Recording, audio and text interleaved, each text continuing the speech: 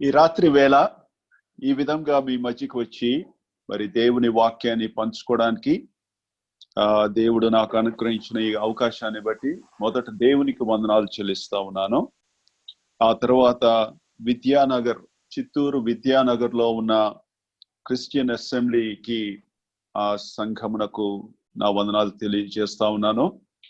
Why Devadanam గారు, సోదరుడు దేవదానం గారు, మరి ఆయన ఈ ప్రత్యేకమైన ఏర్పాట్లు చేశారు. ఆయన నా పట్ల ఆసక్తి చూపించి ఫోన్ చేసి మరి ఈ ఏర్పాట్లు చేసినందుకు, ఇంకా కొంతమంది యవనస్తులు వారు రికార్డ్ చేయట్లో సహాయం చేసినందుకు, మరి దూర ప్రాంతాల నుండి, ఆయా ప్రాంతాల నుండి, వేరే పట్టణాలు, వేరే గ్రామాల నుండి జూమ్ యాప్ ద్వారా కనెక్ట్ అయ్యి దేవుని వాక్యాన్ని వినాలని ఆసక్తి చూపిస్తున్న ప్రతి ఒక్కరికి ప్రభువైన యేసుక్రీస్తు నామమున వందనాలు. సోదరులు చెప్పారు ఏమని, దాదాపు ఒక 20 సంవత్సరాల కంటే ముందు ఒకసారి చిత్తూరుకి నేను వచ్చాను.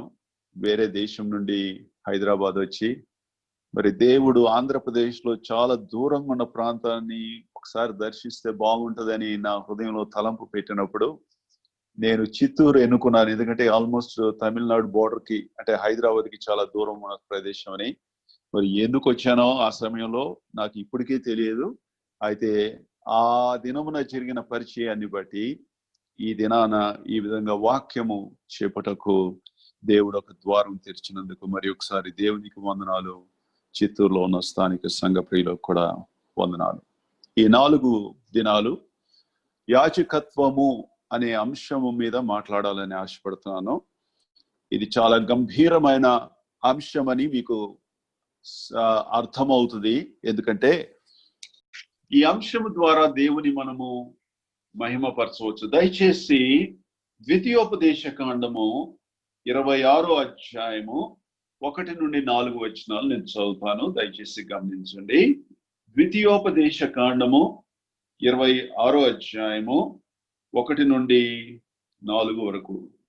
నీ దేవుడైన యెహోవా నీకు స్వాస్థ్యముగా ఇచ్చుచున్న దేశమునకు నీవు వచ్చి దాన్ని నీ స్వాధీనపరచుకొని దానిలో నివసించుచున్నప్పుడు నీ దేవుడైన యెహోవా నీకిచ్చుచున్న నీ భూమిలో నుండి నీవు కూర్చుకొను భూఫలములన్నిటిలోను ప్రథమ ఫలములను తీసుకొని గంపలో ఉంచి నీ దేవుడైన యెహోవా తన నామమునకు మందిరమును ఏర్పరచుకుని స్థలమునకు వెళ్ళి ఆ దినములలో నుండి యాజకుని యొద్దకు పోయి యెహోవా మన పితరులకు ఇచ్చేదనని ప్రమాణము చేసిన దేశమునకు నేను వచ్చి ఉన్న సంగతి నేడు నీ దేవుడైన యెహోవా సన్నిధిని ఒప్పుకొనుచున్నానని అతనితో చెప్పవలెను. యాజకుడు ఆ గంపను నీ చేతిలో నుండి తీసుకొని నీ దేవుడైన యెహోవా బలిపీఠము ఎదుట ఉంచగా. అదే అధ్యాయము 11వ వచనం కూడా చదువుకున్నాం. నీ దేవుడైన యెహోవా సన్నిధిని దాన్ని పెట్టి నీ దేవుడైన యెహోవా సన్నిధిని నమస్కారము చేసి నీకును నీ ఇంటి వారికి నీ దేవుడైన యెహోవా దయచేసిన మేలంతటి విషయము నీవును లేవీయులను నీ దేశంలో ఉన్న పరదేశులను సంతోషింపవలెను. నమస్కారము చేసి అనే మాటకు ఆంగ్ల భాషలో ఆరాధించి అనే మాటను ఉపయోగించడమైనది. చివరిగా మత్తయి సువార్త 3వ అధ్యాయము 17వ వచనం చదువుకున్నాం.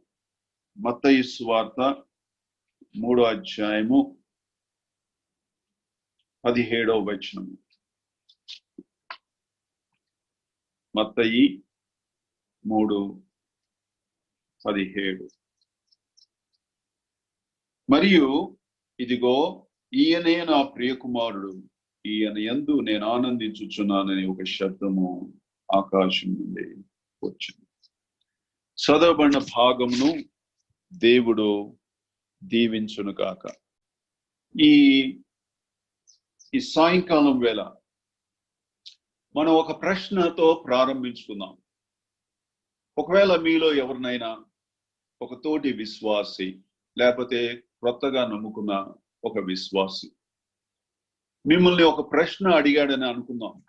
ఏంటి ఆ ప్రశ్న? ఏంటంటే, అయ్యా, దేవుడు నిన్ను రక్షించాడు కదా, ఆ రక్షించుటలో ఉన్న ముఖ్య ఉద్దేశం ఏమిటి అని మిమ్మల్ని అడిగితే మీరు ఏమి సమాధానము చెప్తారు. కొంతమంది ఏమో మరి దేవుడు మమ్మల్ని నరకములో నుండి బయటకు లాగుటకు ఆయన రక్షించాడని చెప్తారు. నిజమే, మంచి సమాధానమే. కొంతమంది ఏమో ఆయన మమ్మల్ని పరలోకము తీసుకొని వెళ్ళుటకు ఆయన రక్షించుకున్నాడని చెప్తారు. అది కూడా మంచిదే, అది కూడా ఉత్తమమైన సమాధానమే. అయితే వాటన్నిటిలో ఇంకా ఉత్తమమైన సమాధానాలు కనీసం 3 మేము ఉంచుతాను. ఉదాహరణకి ఇక్కడ చూడండి, ఈ 3 ఏదో ఒక సమాధానం మీరు ఇవ్వచ్చు. ఏమని? నేను నా జీవితం యొక్క ముఖ్య ఉద్దేశము దేవుని మహిమపరచుట, లేకపోతే మీలో కొంతమంది దేవుని సంతోషపరచుట, లేకపోతే కొంతమంది అనొచ్చు బహుగా ఫలించుట. నేను ఫలించాలని నేను ఇష్టపడుతున్నాను, అది నా జీవితం యొక్క ముఖ్య ఉద్దేశము. The main goal of my life is to glorify God and to please him and to be very very fruitful. ఈ చాలా ఉత్తమమైన సమాధానాలు. ఒకవేళ ఇటువంటి సమాధానాలు ఇస్తా ఉంటే వాటిని కొనసాగించమని మనం ఇచ్చేస్తాం. అది మిమ్మల్ని అడిగి మీరు చెప్పే సమాధానం. ఒకవేళ మీరు ప్రభు అయిన యేసు క్రీస్తు దగ్గరికి వెళ్ళొచ్చు. ఎందుకంటే మన ప్రభువు సమీపించవచ్చు, ఆయన చాలా సులభంగా సమీపించవచ్చు. పాత నిబంధనలో దేవుని సమీపించలేం, కానీ అదే దేవుడు నరావతారి అయి శరీరమును ధరించి మన మధ్య నివసించుటకు దిగి వచ్చిన ఆ ప్రభువుని చాలా సులభంగా మనము సమీపించవచ్చు. ఆయనను సమీపించి ఒక ప్రశ్న అడుగుతున్నాం, ప్రభువా, మీరు నన్ను రక్షించుటకు గల ముఖ్య ఉద్దేశం ఏంటి అని అడిగితే ఆయన అనేకమైన సమాధానాలు చెప్పొచ్చు. కానీ అన్ని సమాధానాల సారాంశం ఒకటే. అన్ని సమాధానాలు ఒకే అంతిమ ఉద్దేశానికి దారితీస్తాయి. నేను అనుకుంటున్నాను, నేను గనుక ఆ ప్రశ్న ప్రభు అయిన యేసు క్రీస్తుని అడిగితే ఈ మాట చెప్తాడని నేను అనుకుంటున్నాను. నా యందు నిలిచి ఉండి మీ యందు నేనును నిలిచియుందును. యోహాను సువార్త 15:4. మేడగది సందేశమును ఆయన ఆ సందేశం యొక్క సారాంశాన్ని యోహాను సువార్త 15 చక్కగా అందించాడు. 13 నుండి 17 వరకు మేడగది సందేశం. ఆ సందేశం యొక్క సారాంశం ఏంటంటే, మీరు నా యందు నిలిచి ఉండండి, మీరు నన్ను మీ పర్మనెంట్ అడ్రస్ గా చేసుకునండి. యేసు క్రీస్తు అనే గృహాన్ని, యేసు క్రీస్తు అనే భవనాన్ని మీరు శాశ్వతమైన అడ్రస్ గా చేసుకొని నా యందు మీరు నివసించండి. ప్రతి గదిలోకి వెళ్ళండి. ఒక్కొక్క గదిలో ఒక్కొక్క మహిమను నేను చూపిస్తాను. దేవుని కుమారుడు అని రాయబడిన గదిలోకి వెళ్ళండి, రక్షకుడు అని రాయబడిన గదిలోకి వెళ్ళండి, విమోచకుడు అని రాయబడిన గదిలోకి వెళ్ళండి.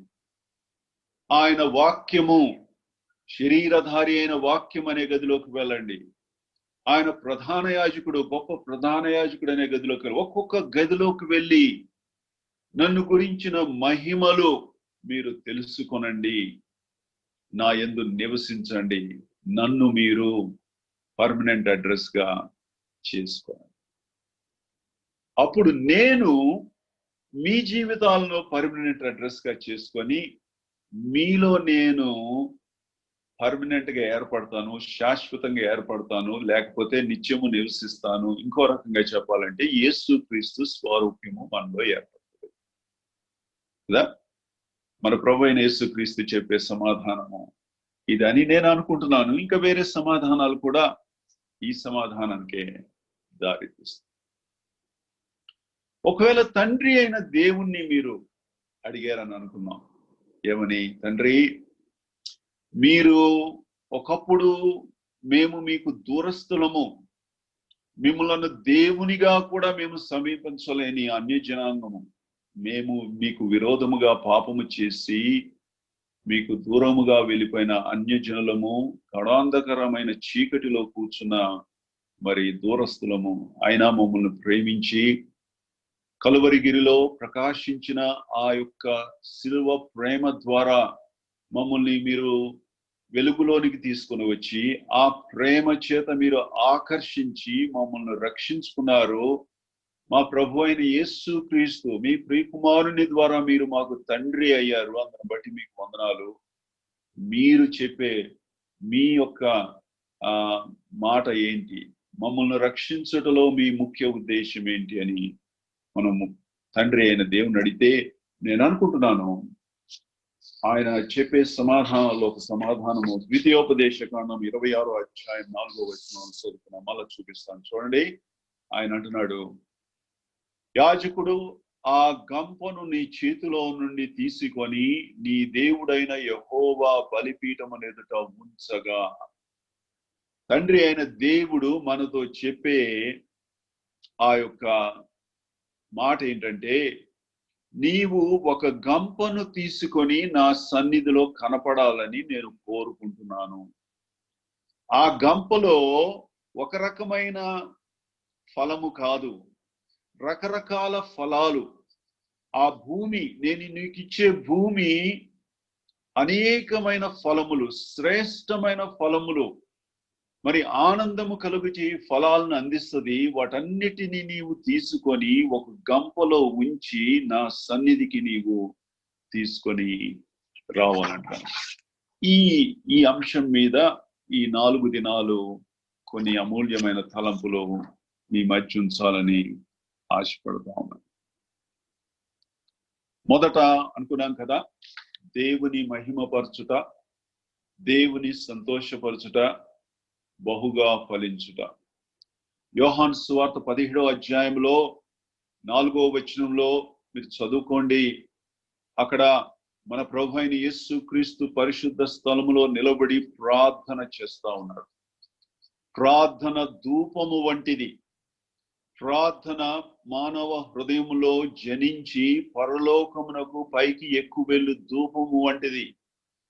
భూలోకములో ఉత్పత్తి అయ్యి పరలోకమునకు చేరి పరలోకములో భద్రపరచుటకు దేవుడు ఇష్టపడు వాటిలో ఒకటి ఏంటంటే, మన హృదయములో నుండి జనించిన స్తుతులు, కృతజ్ఞత, ప్రశంస, ఆరాధన. ఈ ఉదయకాలమున మీలో అనేక మంది మరి మీ హృదయాలు విప్పి తండ్రికి కుమారుని సమర్పించి ఉంటారు. సోదరీలైతే చాలా మౌనముగా, మరి ఆ ఒక్క మాట కూడా మాట్లాడలేదు. కానీ శిష్యులు ఎవరు చేయని ఘనమైన కార్యాన్ని చేసింది. అచ్చ జటామాంసతరు తీసుకుని వచ్చింది. మనందరము హృదయాలు విప్పి మరి ఆ యొక్క దేవునికి ఆ పరిమళ ధూపము, పరిమళ సువాసన అనే ధూపాన్ని వేసుంటాం ఉదయకాలమున. అది పరలోకమునకు వెళ్ళి తండ్రి హృదయాన్ని సంతోషపరిచి ఆయన నాసికారంధ్రములకు సంతోషాన్ని కలుగు చేసి అది పరలోకంలో భద్రపరిచి బడి ఉంటుందని నమ్ముతా ఉన్నాను. దేవుని సంతోషపరచుట కదా. మన ప్రభు అయిన యేసు క్రీస్తు మానవులను సంతోషపరచలేదు, మానవులకు సేవ చేశాడు, కానీ మానవులను సంతోషపరచలేదు. తన తండ్రిని సంతోషపరిచాడు. అసలు ఆయన సేవ ప్రారంభించక ముందే ఆయనలో తండ్రి ఎంత సంతోషాన్ని కనుగొన్నాడంటే ఈ చక్కని మాటలు అంటున్నాడు, నీవు నా ప్రియ కుమారుడు, నీ యందు నేను ఆనందించుచున్నాను. ఇంకా సేవ కూడా ప్రారంభించలేదు, ఇంకా సూచక్రియలు ప్రారంభించలేదు, సువార్తను ప్రకటించలేదు. అయినా కూడా తండ్రి తన ఆనందమును ఉండబట్టుకోలేకపోయాడు, తన సంతోషాన్ని తనలో ఉంచుకోలేకపోయాడు, దాచుకోలేకపోయాడు. ఏమంటున్నాడంటే, నీవు నా ప్రియ కుమారుడు. మార్కు సువార్తలేమో నీవు నా ప్రియ కుమారుడు అని తన కుమారునితో మాట్లాడుతున్నాడు. మత్తయి సువార్తలేమో ఈయన నా ప్రియ కుమారుడని ఆ యూదా జనాంగంతో మాట్లాడుతున్నాడు. ఈయన నా ప్రియ కుమారుడు, ఈయన యందు నేను ఆనందించుచున్నాను. ఒకవేళ మీరు ఆనందించాలనుకుంటే ఈయన యందేమీ ఆనందం కూడా, ఇంకా వేరే ఆనందము నాకు మార్గము లేదు, ఆనందమునకు ఊట లేదు, లేకపోతే బుగ్గ లాంటిది ఏమీ లేదు అని చెప్పి తండ్రి తన యొక్క సంతోషాన్ని వ్యక్తపరిచాడు. బహుగా ఫలించుట అనే మాట కూడా ఇక్కడ నేను రాశాను.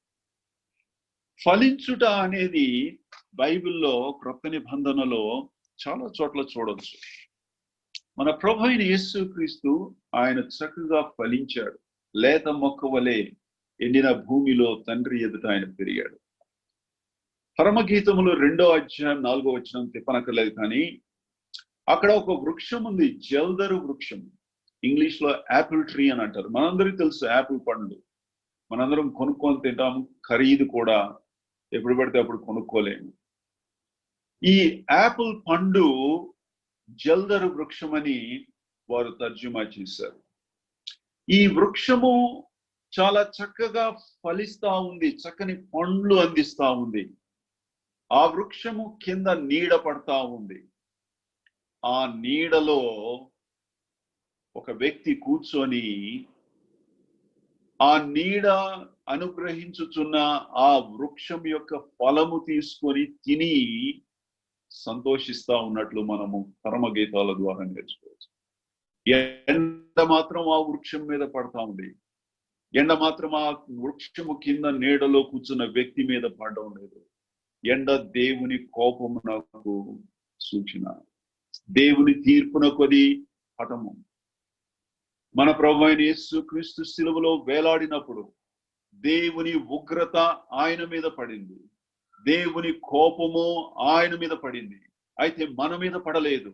మన మీద పడి ఉంటే మనం ఎప్పుడో నశించి నరకానికి వెళ్ళిపోయి ఉండేవారం.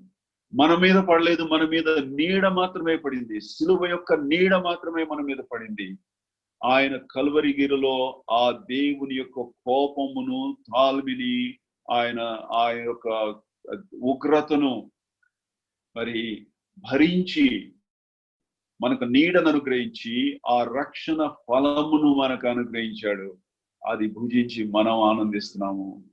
కష్టము ఆయనది, సంతోషం మనది. మరణం ఆయనది, నిత్య జీవం మనది. అవమానము నింద ఆయనవి, కరుణా కటాక్షములనే కిరీటము మనవి. ముండ్ల కిరీటము ఆయనది, కరుణా కటాక్షలనే కిరీటము మనది. మన ప్రభు అయిన యేసుక్రీస్తు ఎంత మంచివాడు. సరే, ముందుకు సాగిపోదాం. దేవుడు బైబిల్లో 3 వ్యవస్థలను ఆయన ప్రవేశపెట్టాడు. 3 వ్యవస్థలు ఆయనే ప్రవేశపెట్టాడు. మానవుడు ప్రవేశపెట్టింది కాదు ఇవి. ప్రవక్త యొక్క వ్యవస్థ, యాజకుని వ్యవస్థ, రాజరికపు వ్యవస్థ. ఈ 3 ఈ క్రమంలోనే వెళ్ళాలి. క్రమాన్ని మార్చడానికి వీలు పడదు. తర్వాత చూస్తాం మనం. ఈ ప్రవక్త యొక్క ముఖ్య ఉద్దేశం ఏంటంటే, పైనున్న దేవుడు మానవులకు అందుబాటులో లేని దేవుణ్ణి కిందకు తీసుకొని రావుతాం. అంటే దేవుని కిందకి భూమి మీదకి తీసుకొని వచ్చే ఆ యొక్క ఏర్పాటు ప్రవక్త యొక్క వ్యవస్థలో దేవుడు ఉంచాడు. అయితే దానికి విరుద్ధముగా యాజకుని యొక్క వ్యవస్థ యొక్క ముఖ్య ఉద్దేశం ఏంటంటే, మానవుని దేవుని దగ్గరికి తీసుకురావడం. మొదటిదేమో దేవుని మానవుని ఎదుగు తీసుకురావడం. ఆయన పేరు ఇమ్మాన్యుయేలు. మత్తయి 1:23లో ఇమ్మాన్యుయేలు అనగా దేవుడు మనకు తోడై ఉన్నాడు, లేకపోతే మనతో ఉన్నాడు, మన మధ్య ఉన్నాడు. పైనుండి దిగి వచ్చి మన మధ్య నివసించుటకు బెత్లెహేమ్ అనే గ్రామంలో పుట్టాడు. ఎంత చక్కని వ్యవస్థ ప్రవక్త వ్యవస్థ. యాజకుని వ్యవస్థ యొక్క ముఖ్య ఉద్దేశం ఏంటంటే, మనలను దేవుని దగ్గరికి తీసుకొని వెళ్ళడానికి. అయితే రాజు యొక్క వ్యవస్థ ముఖ్య ఉద్దేశం ఏంటంటే, దేవుని చిత్త ప్రకారము పరిపాలించి ఆ పరిపాలన ద్వారా దేవుని మహిమను, దేవుని ఆశీర్వాదములు, దేవుని దీవెనలు ప్రజలకు అందించుట, తద్వారా దేవుడు మహిమపరచబడుట. మొదటిది జరగకుండా రెండోది జరగదు, రెండోది జరగకుండా మూడోది జరగదు. కాబట్టి ఈ రాత్రి మనము మొదటిది చూడలేము, అది మన అంశం కాదు. చివరిది కూడా చూడలేము. మధ్యలో ఉన్న అంశాన్ని మనము కొంత చూడాలని ఆశపడతా ఉన్నాము. ఈ 3 ఏ వ్యక్తిలో కూడా పాత నిబంధనలో కలవలేకపోయినాయి. ఏ వ్యక్తిలో కూడా ఈ 3 కలిసి చేరి రాలేకపోయినాయి. ఎందుకంటే ఆ వ్యక్తికి అర్హత లేదు, ఆ వ్యక్తికి స్తోమత కూడా లేదు కదా. సైకిల్ కు కొంత స్తోమత ఉంటుంది. మీరు సైకిల్ మీద 1 టన్ను బరువు ఉన్న భారాన్ని పెడతానంటే అది కూలిపోతుంది. ఎందుకని? బరువు నీ మోసే స్తోమత లేదు. పాత నిబంధనలో ఉన్న భక్తులకు, ప్రవక్తలకు కొద్దిపాటి స్తోమత మాత్రమే ఉన్నది. కాబట్టి ఈ 3 వ్యవస్థలు ఎవరిలో కలవలేదు. జర్మనీ దేశంలో వారు ఒక కారు తయారు చేస్తారు. ఆ కారు పేరు మెర్సిడీస్ బెంజ్ అంటారు. ఆ కారు యొక్క బొమ్మ, లోగో ఇట్లా ఉంటుంది.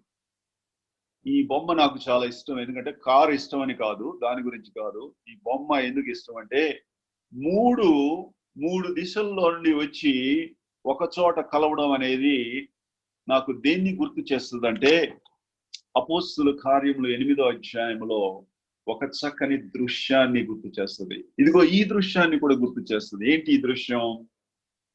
ఈ 3 కలిపి ఒక చక్కని సంగమం, ఒక త్రివేణి సంగమం లాంటిది.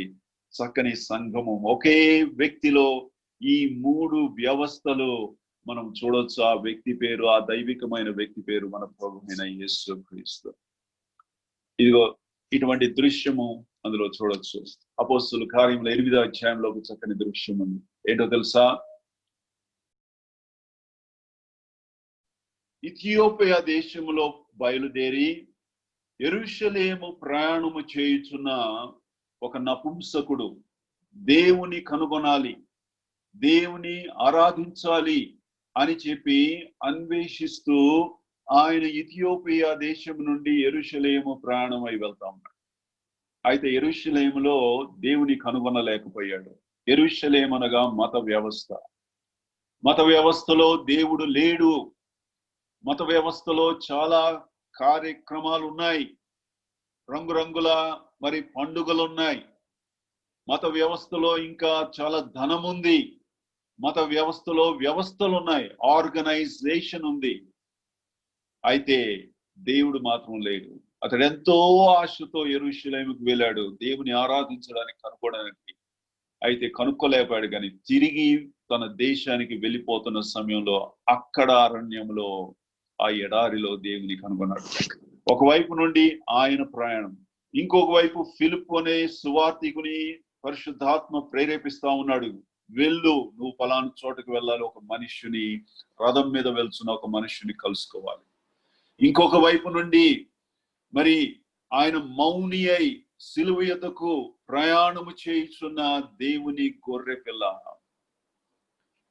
ఈయనేమో అన్వేషిస్తూ దేవుని కొరకు వెతుకుచున్న నపుంసకుడు, దేవుని స్వార్థను చేత పట్టుకొని ప్రయాణం చేయుచున్న దేవుని సేవకుడు, సిలువ యొద్దకు గొర్రె పిల్ల వలె వధించబడుటకు ప్రయాణం చేయుచున్న ప్రభువైన యేసుక్రీస్తు.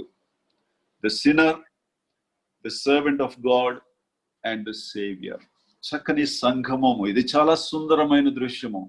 ఏ వ్యక్తి అయినా సువార్త ప్రకటించాలనుకుంటే ఈ భాగాన్ని మర్చిపోకూడదు. ఇందులో ఉండి శ్రేష్టమైన భాగాలు తీసుకురావచ్చు. కాబట్టి ఈ 3 వ్యవస్థలు ఒకే వ్యక్తిలో కలిసి ఉన్నాయి. ఆ వ్యక్తి పేరు ప్రభువైన యేసుక్రీస్తు. సరే, కొన్ని విషయాలు మనము వేరు స్థాయికి వెళ్ళి అక్కడి నుండి ప్రారంభించి స్లోగా ఉంది. 4 దినాలు మనకు వాక్య పరిచర్య ఉంది కాబట్టి మనం తొందరపడి చూడనవసరం లేదు, నిదానంగానే నేర్చుకుందాం. ఇక్కడ చూడండి, దేవుడు ఉన్నాడు, కింద మానవుడు ఉన్నాడు. పైన దేవుడు ఉన్నాడు, కింద మానవుడు ఉన్నాడు. మధ్యలో పాపము వచ్చుట ద్వారా వారిద్దరి మధ్య పోడ్వలేని గొప్ప అగాధము ఏర్పడిపోయింది. దేవుడు పైనుండిపోయాడు, మానవుడు కిందుండిపోయాడు. వారిద్దరి మధ్య ఎవరు పూడ్చలేని గొప్ప అగాధం ఏర్పడిపోయింది. మానవుడు పైకి ఎక్కి వెళ్ళలేడు. ఎందుకంటే పాపాత్ముడైన మానవుడు దేవుని యొద్దకు పైకి ఎక్కి వెళ్ళలేడు, అసాధ్యము. ఒకవేళ వెళ్తే దేవుని కోపాగ్నికి అతడు లయమైపోతాడు. అయితే మిగిలిపోయిన ఒకే ఒక మార్గం ఏంటంటే, దేవుడే ప్రేమ చేత, తన కృప చేత ఆయన దిగి రావాలి. అది ఒకే మార్గం ఉంది. ఈయన పైకి వెళ్ళలేడు, ఆయన మాత్రం కిందకి దిగి రావాలి.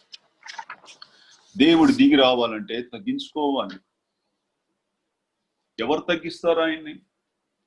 ఫిలిప్పీ పత్రిక 2వ అధ్యాయము 6-8 వచనాల్లో తన్ను తాను తగ్గించుకున్నాడని రాసింది.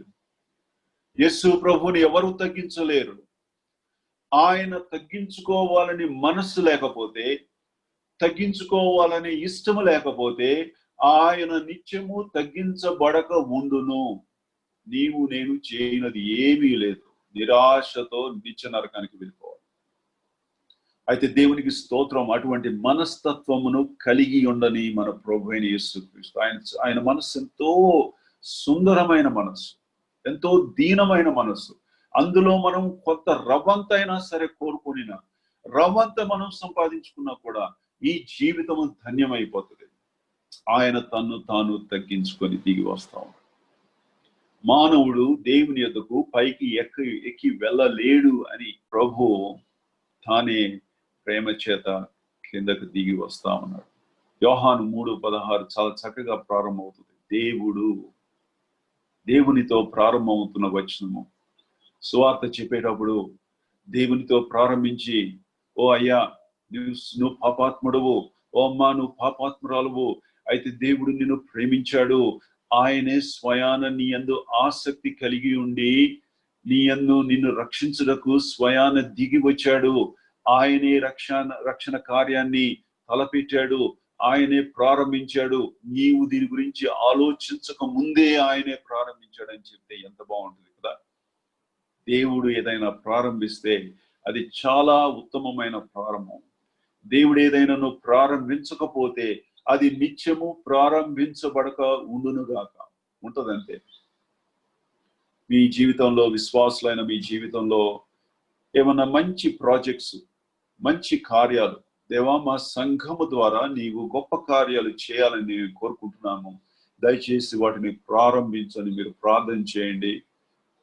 సమాజం అంటే సంఘముగా ఐక్యతతో ప్రార్థన చేయండి. దేవుడు అనేకమైన నూతన కార్యాలు ఆయన ప్రారంభిస్తాడు. ఇదిగో చూడండి ఏం జరిగిందంటే, దేవుడు పైనుండి దిగి వస్తున్నాడు. కుమారుడు దిగి మానవుని యొద్దకు వస్తా ఉన్నాడు. మానవ శరీరమును ధరించి వస్తా ఉన్నాడు. అయితే ఒక తేడా ఉంది. ఆయన శరీరానికి మన శరీరానికి ఉన్న తేడా ఏంటంటే, ఆయన శరీరం ముందు ఏ పాపము లేదు. ఆయన ఏ పాపము చేయలేదు. ఆయన ఏ పాపము ఎరుగడు. ఆయన యందు ఏ పాపము లేదు. ఆయన ఏ పాపము చేయజాలడు కూడా.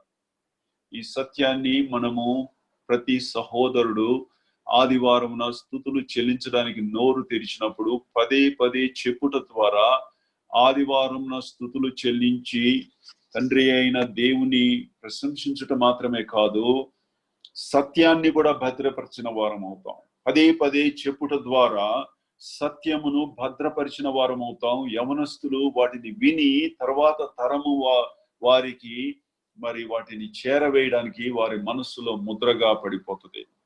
ఇదిగో కుమారుడు తను తాను తగ్గించుకొని దీనుడై మానవుని ఎదుగుకి దిగి వస్తా ఉన్నాడు. ఇప్పుడు ఈ పటం మారిపోయింది చూడండి, సంపూర్ణంగా మారిపోయింది. చూడండి ఇక్కడ పటం ఎట్లా కనపడుతుందో.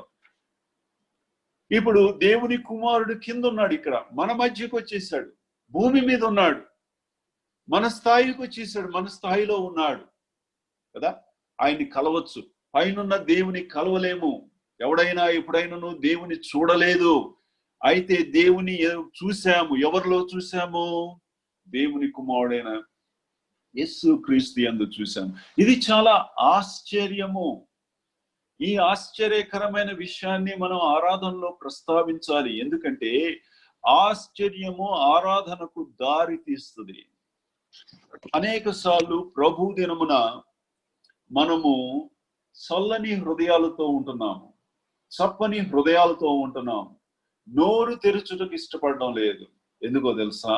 వారపు దినాల్లో ఆశ్చర్యకరమైన విషయాలు మనము చూడలేదు కాబట్టి. ఒకవేళ బైబిల్ చదివినప్పుడు మీకు అర్థం కాకపోయినా, బైబిల్లో ఆశ్చర్యకరమైన విషయాలు మీకు కనబడకపోయినా దేవుని అడగచ్చు. దేనినైనా సరే దేవుని యొద్దకు ప్రార్థన ద్వారా తీసుకుని వెళ్ళచ్చు. దేవునితో ఒక స్నేహితునితో ఏ విధంగా మనము మన యొక్క విషయాలన్నీ దాచుకోకుండా మరి యథార్థంగా చెప్పుకుంటామో, దేవునితో కూడా ఆ విధంగా మనం చెప్పుకోవచ్చు. ఇక్కడ చూద్దాం చూడండి, 119వ కీర్తనలో ఇక్కడ ఒక చక్కని మాట ఉంది. కీర్తనాకారుడు ప్రార్థన చేస్తా ఉన్నాడు. 119వ కీర్తన 18వ వచనములో ఈ ప్రార్థనను మనం కూడా చేయొచ్చు యథార్థంగా. 119:18 నేను నీ ధర్మశాస్త్రమునందు ఆశ్చర్యకరమైన సంగతులను చూచినట్లు నా కన్నులు తెరువు. దేవా, ఈ గ్రంథంలో యేసు క్రీస్తుకు కలిగిన ఎన్నో మహిమలు ఉన్నాయి, ఎన్నో ఘనతలు ఉన్నాయి, ఆయనకు తెలిసిన ఆయనకున్న ఆధిక్యతలు ఉన్నాయి, ఆయనకున్న శ్రేష్టతలు ఉన్నాయి, ఆయన నైతిక సౌందర్యం ఉంది, ఆయన నైతిక సువాసన ఉంది. వాటన్నిటినీ నేను చూచున్నట్లు దయచేసి నా కన్నులు సున్నతి చేయి, నా కన్నులు తెరువు. చేసి చూడండి, దేవుడు తప్పకుండా తెరుస్తాడు. ఈ రాత్రి దేవుని వాక్యాన్ని వింటున్న నీవు ఆల్రెడీ నీ కన్నులు తెరిచాడు. నీవు వినని కొన్ని విషయాలు, అన్ని విషయాలు కాకపోవచ్చు, కొన్ని విషయాలు మీ అందరికి తెలుసు. కొన్ని విషయాలు దేవుడి రాత్రి మీ కన్నులు తెరిచి చూపిస్తా ఉన్నాడు ఈ గ్రంథములో ఉన్నది కదా ఆయన. కాబట్టి దేవుని కుమారుడు తను తాను తగ్గించుకొని భూలోకమునకు దిగి వచ్చాడు. ఆయన ఇక్కడ ఉండవలసిన వాడు, అయితే ఇక్కడ ఉండడానికి ఇష్టపడ్డాడు. ఎందుకని? ఆయన దీనత్వము, ఆయన తగ్గింపు.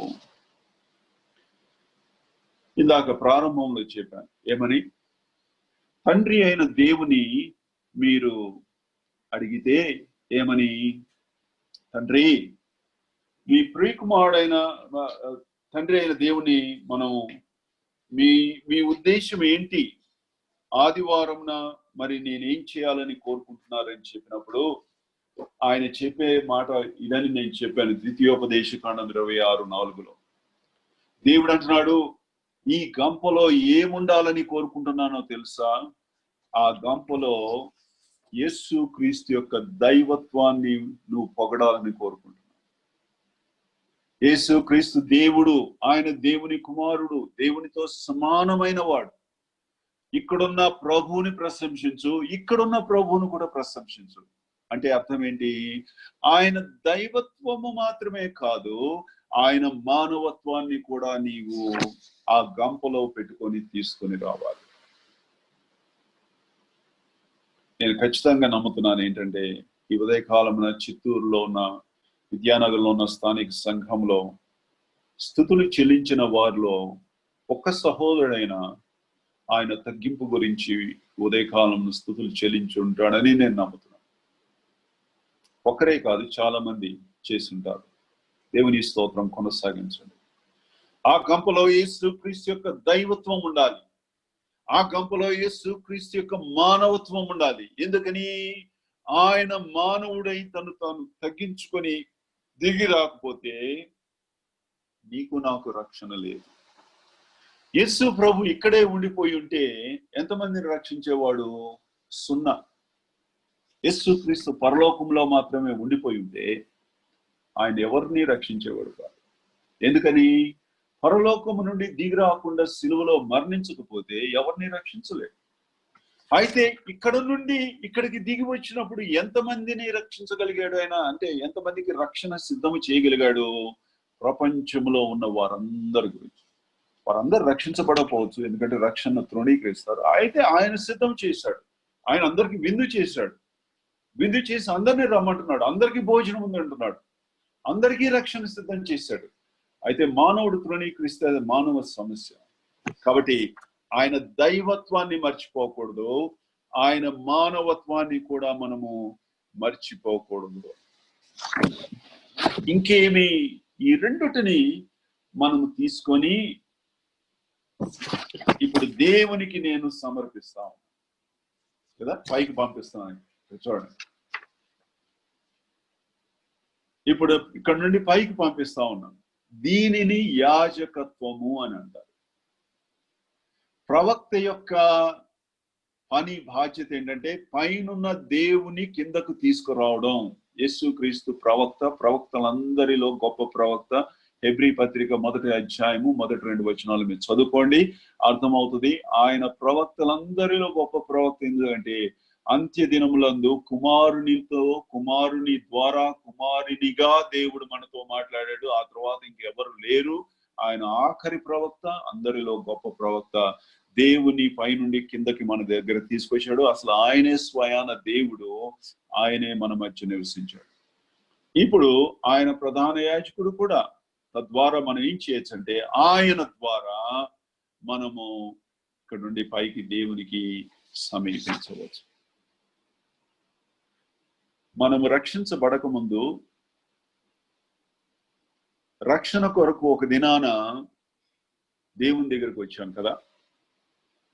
నేనైతే ఫస్ట్ ఇయర్ బిఎస్సి చదువుకునే సమయంలో ఒక రాత్రి సువార్త కూడికి వెళ్ళి ఆ రాత్రి మరి ప్రభువైన యేసుక్రీస్తుని నా సొంత రక్షకునిగా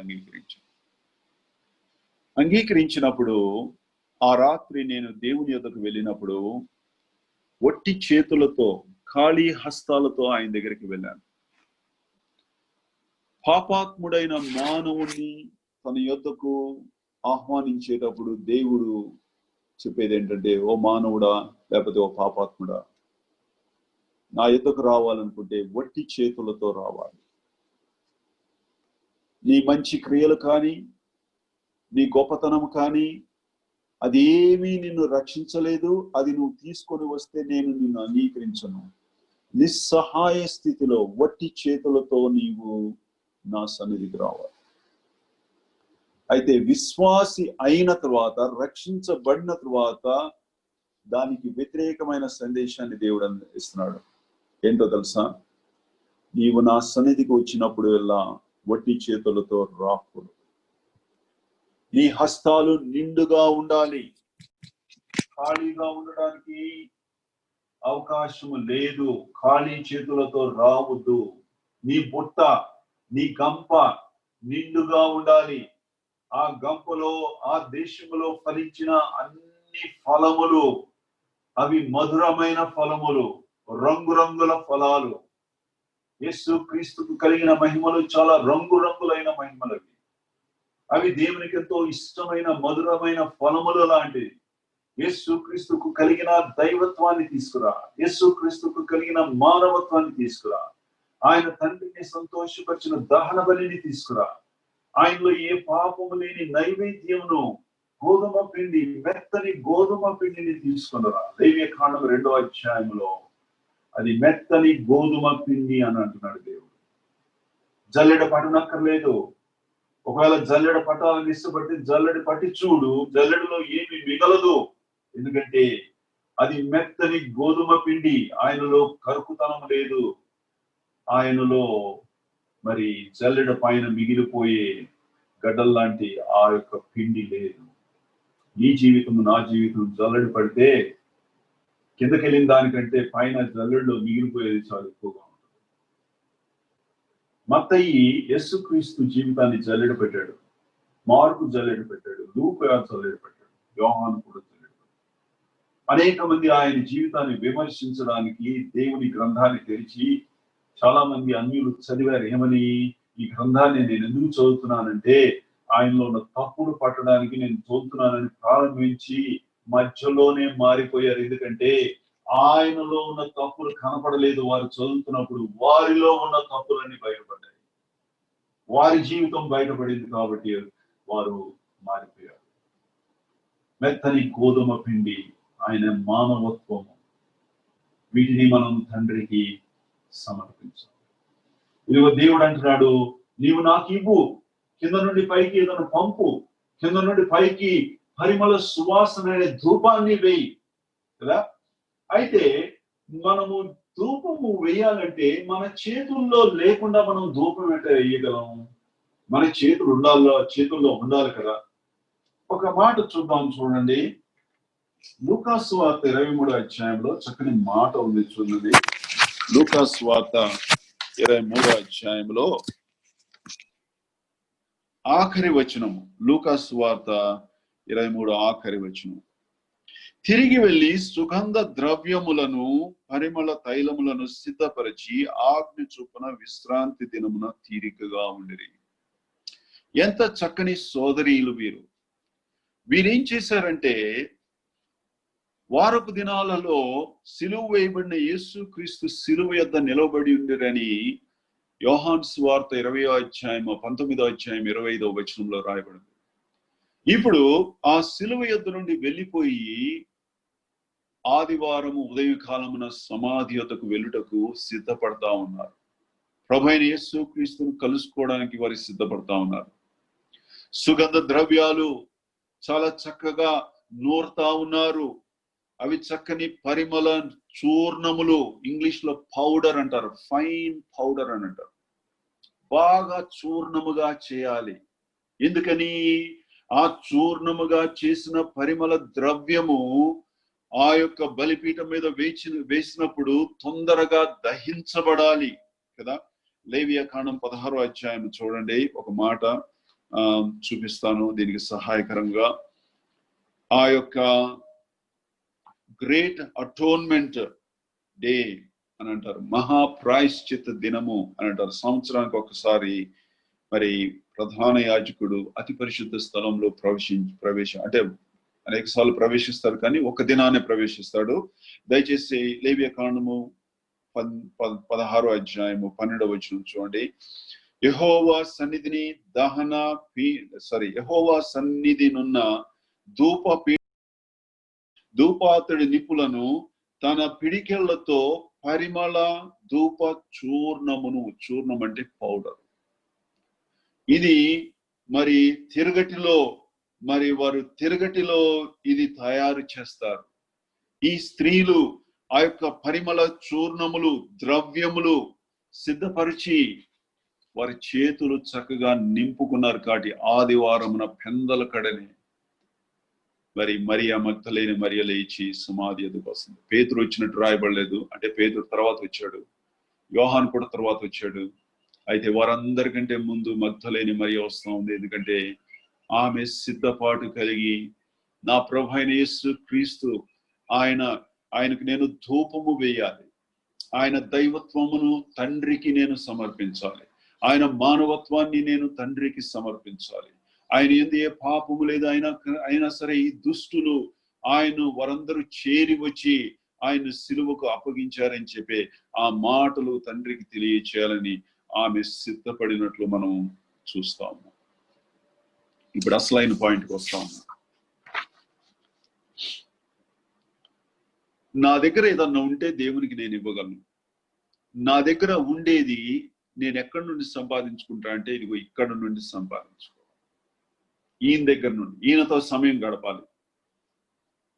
అదే యోహాను సువార్తలో రాయబడిన మాట ఏంటో తెలుసా? నా యందు నిలిచి ఉండుడి, నన్ను పర్మనెంట్ అడ్రస్ గా మీరు చేసుకొనుడి. ప్రతి గదిలోకి వెళ్ళి యేసు క్రీస్తు మహిమలో అని వెతికి సంపాదించుకోండి. అప్పుడు మీ చేతులు నిండుగా ఉంటాయి, మీ హృదయాలు నిండుగా ఉంటాయి. మీరు తండ్రికి సమర్పించడానికి ఆ గంపలో శ్రేష్టమైన ఫలాలు ఉంచడానికి మీ చేతులు నిండుగా ఉన్నాయి. కాబట్టి దేవునికి నీవు ఏదైనా సమర్పించగలవు. నీవు దేవునికి ఏదైనా సమర్పించాలంటే నీ యొద్దను ఉంటేనే కదా నువ్వు సమర్పించగలిగింది. ఎన్నిసార్లు నువ్వు ఈ మాట వినలేదు? ఎవరన్నా డబ్బులు అప్పు అడిగినప్పుడు వారు ఎన్నిసార్లు ఇటువంటి మాటను చెప్పలేరు, అయ్యా నా దగ్గర లేదండి, ఉంటే తప్పకుండా ఇచ్చేవాడు. ఒక వ్యక్తి తన యొద్ద లేనిది ఇవ్వలేడు. నీ యొద్ద లేనిది నువ్వు దేవునికి ఇవ్వలేవు కదా. ఎక్కడ సంపాదించుకుంటావు? యేసుక్రీస్తు దగ్గర సంపాదించు. ఆయన అందుబాటులో ఉన్నాడా? ఉన్నాడు. ఇదిగో దిగి వచ్చాడు, పైనుండి దిగి వచ్చి నా స్థాయిలో నాతో పాటు నివసించుటకు ఇష్టపడుతున్నా ప్రభు కదా. ఏమి దొరుకుతుంది ఆయన దగ్గర? దైవత్వం దొరుకుతుంది. ఇంకేమి దొరుకుతుంది? ఆయన మానవత్వం దొరుకుతుంది. ఇంకేమి దొరుకుతాయి? ఆయనకి మహిమలు ఎన్నో ఉన్నాయి. ఆయన శిరస్సు, ఆయన రక్షకుడు, ఆయన ప్రధాన యాజకుడు, ఆయన తండ్రితో ఉత్తరవాది, నా విమోచకుడు, తండ్రితో సమాధానపరచువాడు. ఇంకెన్నో శ్రేష్టమైన మహిమలు అనేక భాగాల్లో ఉన్నాయి. వాటన్నిటినీ ఆయనతో ఏకాంతమైన సమయము గడుపుట ద్వారా మాత్రమే నేను సంపాదించుకుంటాను. ఇది యాజకత్వము. కాబట్టి యాజకత్వములో మనం నేర్చుకునే ప్రధానమైన అంశం ఏంటంటే యాజకత్వము నన్ను దేవునికి దగ్గరగా తీసుకొని వెళ్తుంది. ఏంటి దేవునికి దగ్గరగా వెళ్ళుటలో ఉన్న ఆనందం ఏంటి? నంబర్ 1, దేవుని గురించిన జ్ఞానాన్ని సంపాదించుకుంటాం. దేవుడు అంటే ఎవరో తెలుసుకుంటాం కదా. మీలో ఒక యవనస్తుడికి చంద్రమండలం వెళ్ళే ఫ్రీ ట్రిప్ అమెరికా వారు ఇచ్చారనుకోండి, ఇక ఆ వార్త విన్న కాడి నుండి ఇక భూమి మీద ఉండడు, కాలు భూమి మీద ఉండదు. చంద్రుడి కంటే ఇంకా పైన కాలు నడుస్తూ ఉంటాడు. ఎందుకని?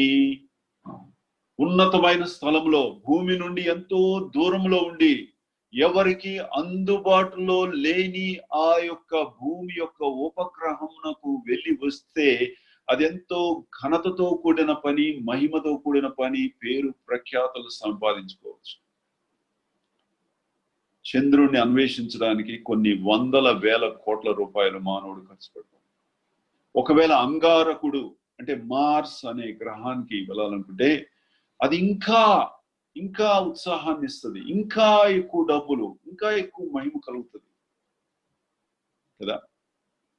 అయితే వాటన్నిటిని దాటి ఇంకా పైకి వెళ్ళి పైనున్న దేవుణ్ణి మనము కనుగోగలిగితే, చంద్రుడిని అన్వేషించడం కాదు, చంద్రుడి మీద ఉన్న అద్భుతమైన విషయాలు చూడడం కాదు, ఏ వ్యక్తి ఎన్నడూ చూడని విషయాలు చూడడం కాదు, వాటన్నిటిని దాటి పైకి వెళ్ళి దేవుని తెలుసుకోగలిగితే అది ఎంతో సంతోషంతో కూడినది.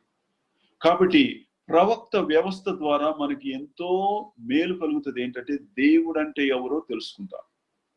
అయితే యాజక వ్యవస్థ ద్వారా నాకు కలిగే మేలేంటో తెలుసా? నేను దేవునికి చాలా సమీపంగా వస్తాను, చాలా దగ్గరగా వస్తాను.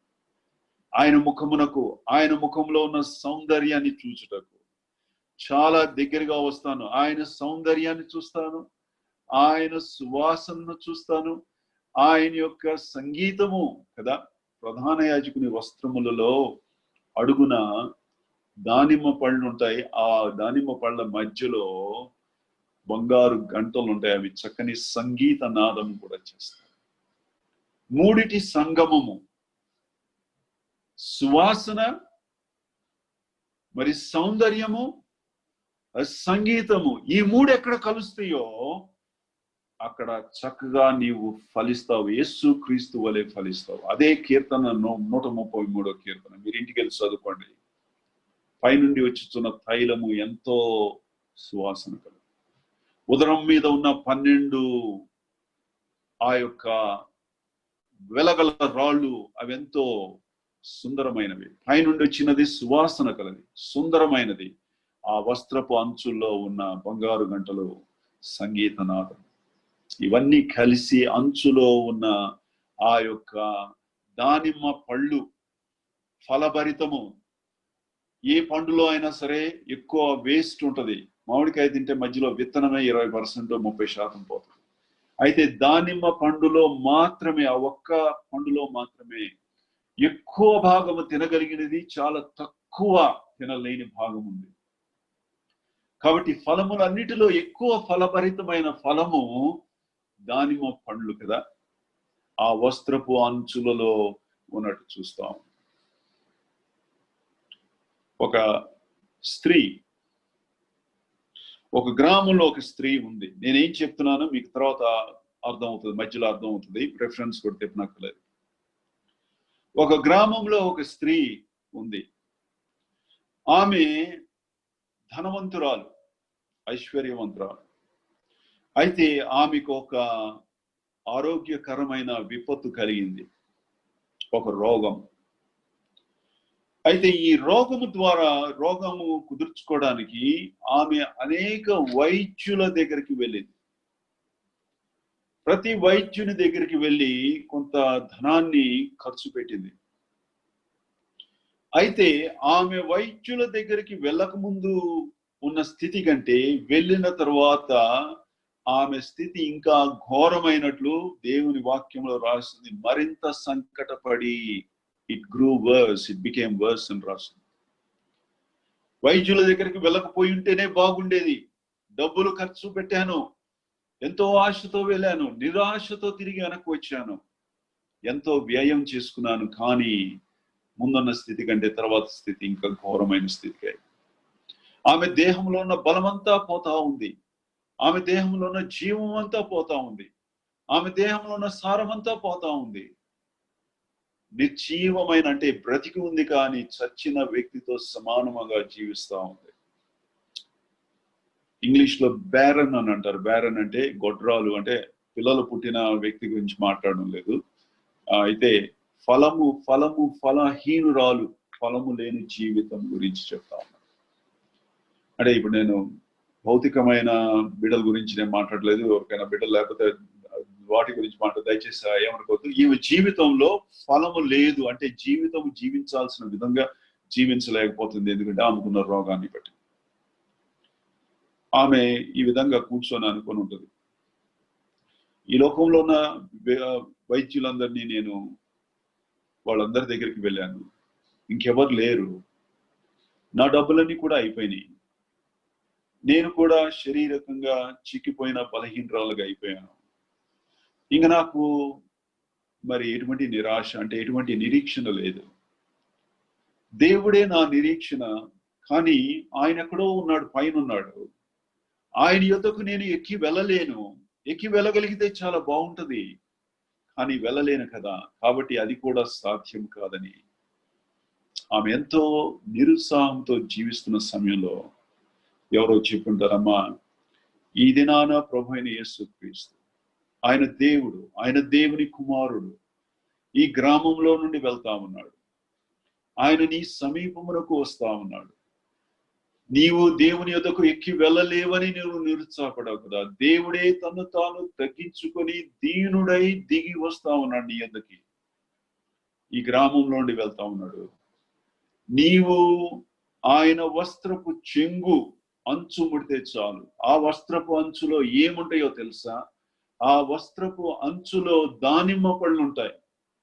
ఆ దానిమ్మ పళ్ళు అవి ఫలభరితమైన జీవితానికి సాదృశ్యం. ఆయన జీవితం ఎంతో ఫలభరితమైన జీవితం. నీవు దాన్ని ముట్టుకుంటే ఆయన ప్రభావం ఆయనలో ఉండి నీకు వస్తుంది. ఆయనకేం తగ్గదు, ఎందుకంటే ఆయన అనంతమైన ప్రభావం కలిగినవాడు. కానీ నీకు మాత్రం వచ్చేది ఖాయమే. తద్వారా నీ జీవితం కూడా ఫలభరితం అయిపోతుంది అని చెప్పినప్పుడు ఆమె అనుకుని ఉంటుంది, నా జీవితంలో ఆఖరి ఛాన్స్. ఒకవేళ ఈ యొక్క అవకాశాన్ని పోగొట్టుకుంటే నేను ఇంకా త్వరలో చనిపోతాను అని చెప్పి వెళ్ళి, వెనక నుండి వెళ్ళి కదా ఆ యొక్క వస్త్రపు అంచును మాత్రం ముట్టుకుంది. అయితే యేసు ప్రభు ఆ యొక్క ఉన్న జన సమూహంలో ఉన్నప్పుడు ఆయన్ని ఎట్లా గుర్తించగలిగింది ఆమె? ఆయన సాధారణమైన వస్త్రాలు ధరించి ఉంటాడు. ఆయన ప్రత్యేకమైన వస్త్రాలు ఏమి ధరించి, అంటే ఆయన వస్త్రాలు మరి కుట్టు లేని వస్త్రాలు వేరు, కానీ కనపడడానికి దూరం నుండి ఆయన ప్రత్యేకమైన వస్త్రాలు ఏం కాదు. అయితే ఆమె ఒక విషయం ద్వారా ఆయన్ని గుర్తుపట్టుంటది. దయచేసి 45వ కీర్తన తిప్పండి. 45వ కీర్తనలు 45 8వ వచనం. కీర్తనలు 45:8. నీ వస్త్రములెల్లా గోపరస వాసనే, అగరు వాసనే, లవంగి పట్ట వాసనే. ఎవరో చెప్పింటారమ్మా, ఆ జన సమూహములు వేసుకున్న వస్త్రాల్లోండి ఏ సువాసన రాదు, దుర్వాసనే వస్తుంది. ఎందుకంటే వారందరూ పాపాత్ములు. అయితే పాపుల్లో చేరక ప్రత్యేకముగా ఉన్న ఆ వ్యక్తి ప్రభువైన యేసుక్రీస్తు, ఆయన యొద్ద నుండి పరిమళ సువాసన వస్తుంది. ఆ వస్త్రాలు నువ్వు ఎట్లా గుర్తుపడతావంటే అవి పరిమళ సువాసనను వెదజల్లుతాయి. ఆయన నడిచి వెళ్ళిపోయేటప్పుడు వెనక ఆ యొక్క మార్గంలో పరిమళ సువాసన వెదజల్లుతాయి. ఏం పరిమళ సువాసన వెదజల్లుతాయి? గోపరసము. గోపరసం అంటే ఇంగ్లీష్ లో లిక్విడ్ మర్ అని అంటారు. అంటే అర్థం ఏంటంటే బోళము, ఘన పదార్థము. మీలో వయసు వచ్చిన వారికి తెలుస్తుంది. పాత కాలంలో మాకు గమ్ బాటిల్స్ లేవు, ఈ బంక ఇచ్చే బాటిల్స్, జిగురిచ్చే బాటిల్స్ లేవు. ఆ టైంలో మేము చెట్టు దగ్గరికి వెళ్ళి ఆ చెట్టులో నుండి స్రవించిన ఆ యొక్క ఘన పదార్థము బంక ఇది తెచ్చుకొని మేము పేపర్ల మీద ఉపయోగించుకునేవాళ్ళం. ఈ బోళము కూడా అంతే. ఒక చెట్టులో నుండి సంగ్రహించిన ఆ యొక్క ఘన పదార్థము, ఒక పరిమళ సువాసనను ఇచ్చే చెట్టులోని సంగ్రహించిన ఘన పదార్థాన్ని బోళము అని అంటారు. అయితే దాని ద్రవ పదార్థాన్ని గోపరసము అని అంటారు. అదే ద్రవ పదార్థాన్ని గోపరసము. ఎట్లా వస్తుంది ఈ గోపరసము? నీవు ఆ గోపరసం ఇచ్చే చెట్టు దగ్గరికి వెళ్ళి ఒక కత్తిని కానీ చాకును కానీ తీసుకొని వెళ్ళి ఆ చెట్టును నువ్వు పొడిచి వదిలేస్తే 12 గంటలు, అంటే సాయంకాలం వేళ పొడిచి వేసి ఆ చెట్టుని కాండంలో వదిలేస్తే తెల్లవారుజామున నువ్వు వెళ్ళి అక్కడికి వెళ్ళి చూస్తే అందులో నుండి ద్రవము స్రవిస్తుంది. దాన్ని గోపరసం అంటారు. అది ఎంత విలువైనదంటే తూకములో బంగారముతో బరువులో సమానమైన విలువ కలిగింది. నువ్వేం చేసావు? ఆ చెట్టుకి గాయం కలుగు చేసావు. ఎట్లా? కత్తి తీసుకొని గాయపరిచావు. ఆ చెట్టు ఏం చేసింది? నీకు గోపరసాన్ని ఇచ్చింది. ఆ గోపరసాన్ని నువ్వు సంగ్రహించి తీసుకొని బజార్లోకి వెళ్ళి అమ్ముకుంటే నీవు ధనవంతుడు అయిపోతావు. నీవు ఆ చెట్టుకు గాయము చేసావు, ఆ చెట్టు ప్రతిస్పందించి నిన్ను ధనవంతుని చేసింది. సిలువలో జరిగింది ఇదే కదా. నీ పాపముల నిమిత్తము నా పాపముల నిమిత్తము మేకులను చేతుల్లో కొట్టించుకున్న ప్రభు గాయపరచబడ్డాడు. మనం గాయాలు చేసాం ఆయనకి. మన పాపాలే వ్యక్తిగతంగా బాధ్యత. కాళ్ళలో పెద్ద మేకును కొట్టాము, తల మీద ముళ్ళ కిరీటము, పక్కలో బల్లెపోటు. ఆ రక్షకునికి మనము గాయము చేస్తా ఉన్నాం. ఆయన విలువైన రక్షణ నీకు నాకు అనుగ్రహించి ధనవంతులు చేస్తా ఉన్నాడు. మన ప్రభు అయిన యేసుక్రీస్తు కృపను మీరు ఎరుగుదురు కదా. ఆయన ధనవంతుడు అయ్యుండి కూడా కదా పరలోకం నుండి దిగి వచ్చి మీ నిమిత్తము నా నిమిత్తము దారిద్రతను ఎందుకు అనుభవించాడంటే మనల్ని ధనవంతులు చేయడానికి, ఆత్మీయంగా ధనవంతులు చేయడానికి. అది గోపరసం. ఆ రసము అంటే కలువరిగిరిలో చూపించిన మధురమైన ప్రేమ, అది గోపరసం. అగర్రు వాసన దేనికి ఉపయోగిస్తారంటే అగర్రు చేదుగా ఉంటుంది, గోపరసము తీయగా ఉంటుంది, అంటే వాసనలో తీయగా ఉంటుంది. అగర్రు చేదుగా ఉంటుంది. చేదు మధురమైన తీపి రెండు కలపం మనం జనరల్ గా కదా. నికోదేము ఆయన ఏం చేశాడంటే బోళము తెచ్చాడు, అగర్రు కూడా తెచ్చాడు. అంటే గోపరసాన్ని తెచ్చాడు, అగర్రు కూడా తెచ్చాడు. సంతోషము దుఃఖము దగ్గరికి రావు, మిళితమవ్వవు. ఒక వ్యక్తి మరణించినప్పుడు సమాధి ఎదుకు వెళ్ళినప్పుడు అది సంపూర్ణంగా దుఃఖంతో కూడిన పనిది. ఒక వ్యక్తి వివాహం చేసుకునిచున్నప్పుడు విందులో పాల్పంపులు పొందుటకు నీకు నాకు ఆహ్వానం ఇచ్చినప్పుడు వెళ్ళినప్పుడు అది 100% సంతోషంతో కూడిన పని. అయితే రెండు దగ్గరికి రావు. అయితే రెండు దగ్గరికి వచ్చే సందర్భాలు చాలా తక్కువగా ఉంటాయి మన జీవితంలో. సిలువ అటువంటిది. సిలువలో ప్రభు అయిన యేసుక్రీస్తు చేసిన పని ద్వారా నేను సంతోషిస్తున్నాను. ఎందుకని? ఆయన మరణించకపోయి ఉంటే నాకు నరకమే, పరలోకం లేదు, నేను రక్షించబడి ఉండేవాడిని కాదు. అందును బట్టి సంతోషిస్తున్నాను, దేవుని స్తుతిస్తున్నాను, ఆనందిస్తున్నాను. అయితే నా పాపాలు ఎంత ఘోరమైనవి అంటే, ఆ చెల్లించాల్సిన మూల్యం ఎంత గొప్పదంటే, నేనెంత చెడిపోయిన వాడనంటే అంత ఘోరమైన మరణము పొందితే కానీ నాకు విడుదల కలగలేదు. అందును బట్టి దుఃఖపడతా ఉన్నాను. మన దేశంలో మనం ఆదివారమున రసము, ద్రాక్ష రసము అది మధురంగా ఉంటది. కానీ ఇశ్రాయేలు దేశంలో ఉన్న ద్రాక్ష రసము అది వగరుగా ఉంటది. వగరు ఎందుకు అవుతుందంటే తీపి చేదు కలిపినప్పుడు వగరు అవుతుంది అనమాట. అంటే ద్రాక్ష రసాన్ని మనం తాగినప్పుడు ఏమని జ్ఞాపకం చేసుకుంటున్నామంటే ఈ ద్రాక్ష రసములో పాలు పంపులు పొందుతున్నాను. యేసు క్రీస్తు రక్తమునకు సాదృశ్యముగా ఉన్న, నూతన నిబంధనకు సాదృశ్యంగా ఉన్న ఈ యొక్క ద్రాక్ష రసములో నేను పాలు పంపులు పొందుతున్నాను, సంతోషిస్తున్నాను. ఎందుకంటే ఇది నూతన నిబంధన, రక్తముతో ముద్రించబడిన నూతన నిబంధన.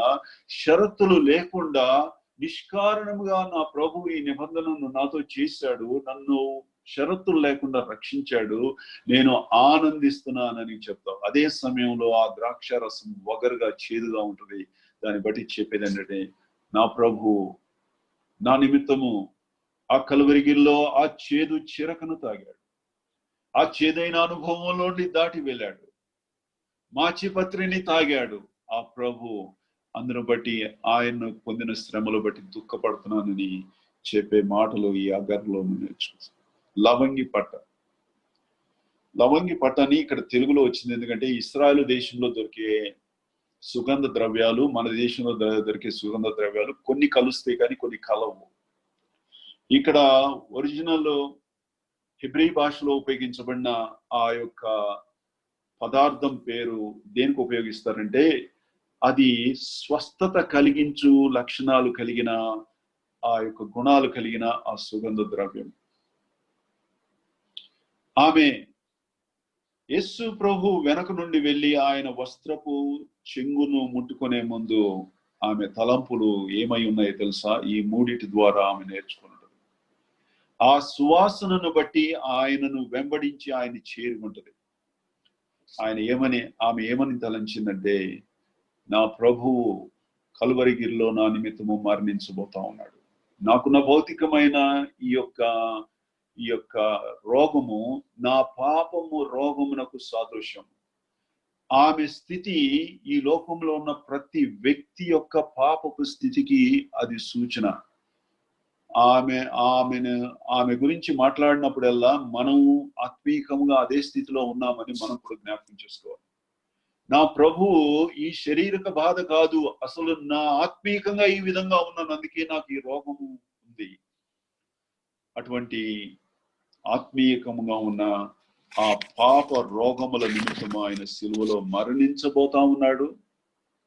అది చేదైన అనుభవం నుండి వెళ్తా ఉన్నాడు. అయితే నాకు అది మధురమైన అనుభవంగా అది మారిపోబోతా ఉంది. అది నా పాప రోగమును మాన్పుతుంది. ఇప్పుడు నా భౌతికమైన రోగాన్ని కూడా మాన్పుతుందని వెళ్ళి ఆయన వస్త్రపు చెంగులు ముట్టుకుంది. ఆయన వస్త్రములు ప్రధాన యాజకుని వస్త్రాలు. నిర్గమకాండం 28వ అధ్యాయంలో ఒక మాట చూపించి నేను ముగిస్తాను. చూడండి, నిర్గమకాండము 28వ అధ్యాయంలో ప్రధాన యాజకుడు వేసుకునే వస్త్రాల్లోనే దానిమ్మ పళ్ళు ఉంటాయి, వేరే వస్త్రాలలో ఉండవు. కాబట్టి ప్రధాన యాజకత్వము లేదా యాజకత్వంలో ఎంత దీవెనలు ఉన్నాయో వాటి గురించి చెప్తా ఉన్నాను. ఇక్కడ నిర్గమకాండం 28:33 దాని అంచుల చుట్టూ నీల ధూమ రక్త వర్ణములు గల దానిమ్మ పండ్లను వాటి నడుమ బంగారు గంటలను నిలువుటంగి చుట్టూ తగిలింపవలెను, వాటినే ఆమె అంటుకుంది. కాబట్టి ఇక ఆఖరిగా ఒక మాట చూపించి చూడండి, ఇక్కడ 3 లింకులు ఉన్నాయి. ఈ లింకుల ద్వారా ఒక వ్యక్తి ఒక వేలాడుతున్నాడు అనుకోండి, పట్టుకొని ఏ లింక్ తెగిపోయినా కూడా పడిపోతాడు కింద. మొదటి లింక్ తెగిపోవచ్చు, రెండోది తెగిపోవచ్చు, మూడోది తెగిపోవచ్చు. మొదటి లింకు ప్రవక్తతో పోల్చుకోవచ్చు, రెండో లింకు యాజకత్వంతో పోల్చుకోవచ్చు, మూడో లింకు రాజు అంటే యేసుక్రీస్తు పాత నిబంధన, యేసుక్రీస్తు యూదులకు రాజు కానీ మనకు శిరస్సు అని అనుకోవచ్చు. ఇప్పుడు ఈ లింకు గురించి నేను మాట్లాడడం లేదు, ఈ లింకు గురించి మాట్లాడుతున్నాను, ఇది గురించి మాట్లాడు. అయితే ఈ లింక్ ఎక్కువ దేవుని చేతిలో ఉంది. అంటే తన్ను తాను మానవులకు బయలుపరుచుకునే ఆ యొక్క బాధ్యతను ఆయన ఎక్కువ వహించాడు. ఈ లింకు కూడా బాధ్యత ఆ దేవునిలోనే ఉంది. ఆయన రాజు, ఆయన శిరస్సు, సంఘమునకు శిరస్సు, రాబోయే దినాల్లో యూదుల రాజు. ఆయన 1000 ఏళ్ల పరిపాలనలో నీతి న్యాయములతో పరిపాలించబోతున్నాడు. ఇది కూడా ఎక్కువ భాగం దేవుని చేతిలో ఉంది, ఇది కూడా ఎక్కువ భాగం దేవుని చేతిలో ఉంది. అయితే ఇది మాత్రం ఎక్కువ భాగం మన బాధ్యత ఉంది. అందుకు ఈ లింక్ తెగిపోతే మొత్తం తెగిపోయేది. ఈ లింకులో దేవుడు తన్ను తాను బయలుపరుచుకుంటున్నాడు, దేవుడు మన దగ్గరికి వస్తున్నాడు. ఈ లింక్ లో మనం దేవుని దగ్గరికి వెళ్తున్నాం. ఈ లింక్ లో యేసు క్రీస్తు కనపరచబడాలి. అసలు దేవుడు అనాదికాలి సంకల్పంలో వేసిన ఈ ప్రణాళిక యొక్క ఆఖరి అంతిమ ఉద్దేశం ఏంటి? ఆఖరి స్టాప్ అంటారు కదా, బస్ స్టాప్ ఆఖరి స్టాప్ కదా. ఒకవేళ దూర ప్రయాణం, సుదీర్ఘ ప్రయాణం చేసి ఒక హైదరాబాద్ నుండి చిత్తూరు వస్తున్న ఒక వ్యక్తి బస్సులో కూర్చొని నిద్రపోతే బస్ స్టాప్కి వచ్చిన తర్వాత ఆ నిద్రపోయే వ్యక్తిని కండక్టర్ లేపి లేదా డ్రైవర్ లేపి, అయ్యా దిగు, ఇది ఆఖరిది దీని తర్వాత ఇంకా షెడ్కి వెళ్ళిపోతుంది, డిపోకి వెళ్ళిపోతుంది, దిగిపోమంటాడు. దేవుని యొక్క ప్రణాళిక యొక్క ఆఖరి అంతిమ స్టాపు ఏంటో తెలుసా? ప్రభు అయిన యేసు క్రీస్తు శిరస్సుగా హెచ్చించబడి కనపరచబడాలి. అందులో నువ్వు ఈ మార్గంలో నువ్వు వెళ్ళాలి. దేవుడు ఇది సంపూర్ణం చేశాడు. మనం ఇక్కడ ఉన్నాం. ఇది గనుక మనం విఫలమైతే దేవుని ప్రణాళికలో ముందుకు సాగము, గురి లేని వారముగా ఈ లోకంలో జీవిస్తాం, ఉద్దేశం లేని వారముగా. ఇశ్రాయేలీలు 40 దినాలు ప్రయాణము ముగించాల్సింది. ప్రయాణమై 1 రోజులు 10 రోజుల్లో అవతల కానాను చేరాల్సింది. గురి లేకుండా పోగొట్టుకున్నారు. ముందు చూడట్లేదు, ఐగుప్తు వైపు చూస్తా ఉన్నారు. ముందున్న మన్నా, ముందుకు తీసుకెళ్లే మన్నాను ఆశించడం లేదు. వెనక్కి ఐగుప్తు వైపు వెళ్ళే మరి కూరగాయలు, కీకరకాయలు, చేపలు, ఉల్లిపాయలు, దోసకాయలు, దుంపలు ఇవన్నీ గుర్తుకొస్తున్నాయని చెప్పి సంఖ్యాకాండము 11వ అధ్యాయంలో వారు ఏడ్చారు, సనిగారు మోషే మీద. అట్లా మనం గురిలేని జీవితాన్ని జీవించద్దు. యాజకత్వాన్ని సీరియస్ గా తీసుకుందాం.